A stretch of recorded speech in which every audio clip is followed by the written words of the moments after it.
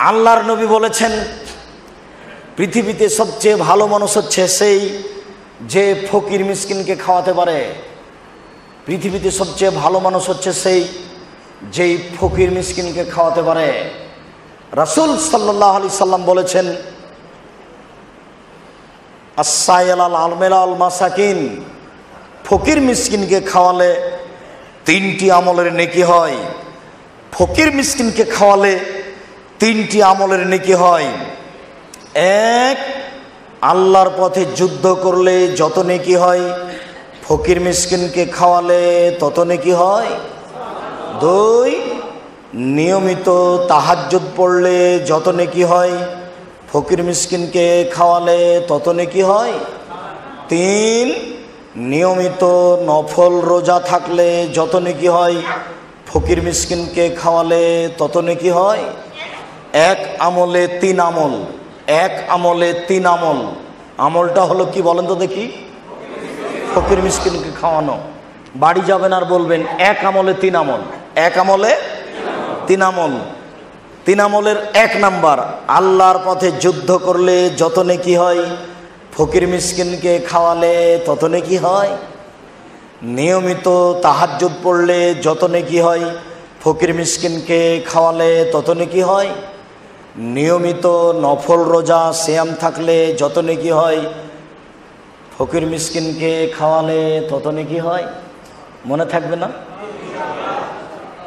আপনার বাপের অভ্যাস ছিল মসজিদ থেকে ফকির ধরে আনা। বাড়িতে ছিল 2 জন কিষান কামলা। আপনারা ছিলেন 10 ভাই বোন। 10 ভাই বোন, 2 জন কিষান কামরা 12, 2 জন ফকির 14, বাপ মা 16 জন মানুষের ভাত রান্না করতেন আপনার মা ঢেঁকিতে ধান ভেঙে। কোনোদিন আপনার বাপ মা কোনোদিন ভারী মনে করেনি। আপনার স্ত্রী যেখানে ভাত রান্না করে সেখানে আছে গ্যাসের চুলা, সেখানে আছে ফ্রিজ, সব কিছু রেডি। রাত 10টার সময় গিয়ে বলছেন, খালেদা একটু উঠো তো, একটা মেহমান আছে, একটু উঠো, খানা পানা একটু রেডি করো। হ্যাঁ, তুমি মেহমান নিচ্ছ, রাতে ঝামেলা পাকাও। নাক ছিটকানি দিল। এই বউ তালাক দিতে হবে, এর নাম হস্তিনী। এ দিয়ে সংসার চলবে না। আমি বউ তালাক দিতে বলিনি, তবে পরামর্শ দিচ্ছি।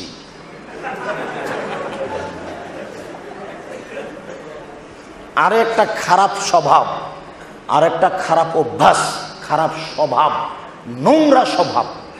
দুপুরে মেহমান এসেছে তো মাত্র 150 চাউল রান্না করেছে। ছেলে মেয়ে নাই, যে একটা ছেলে কানা কচড়ার, আরো 2 জন, তো 150 চাউল রান্না করেছে। তো স্ত্রী বলছে, কি করবে কি করবে, ভাত এটুকু যদি দাও মেহমানকে তাহলে সবই খেয়ে নেবে। এক কাজ করো, চানাচুর বিস্কুট দিয়ে বিদায় করে দাও। আচ্ছা, দুপুরের সময়তে মেহমানকে চানাচুর বিস্কুট দিয়ে বিদায় করা কোন খারাপ স্বভাব, কোন খারাপ অভ্যাস? প্রয়োজনে আপনার স্ত্রী 5 বার ভাত রান্না করবে, 5 বার। যা রান্না করেছেন দিয়ে দেন, আবার মেহমান আসবে আবার রান্না করবে, আবার মেহমান আসবে আবার রান্না করবে। বাড়ির নাম লিখে দিবেন মেহমান খানা।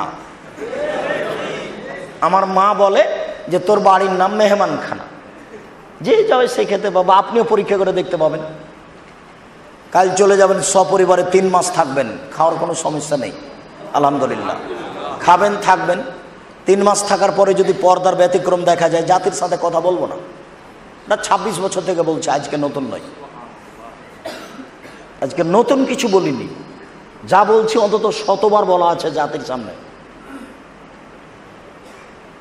26 বছরে কোনোদিন যদি কেউ প্রমাণ করে দিতে পারে যে আব্দুর রাজ্জাক সাহেব পথ খরচ চেয়েছিল, পাথেও বলেছিল একটু পথ খরচ দিয়েন, এটা প্রমাণ হয়ে গেলে জাতির সামনে কোনোদিন বক্তব্য দেব না।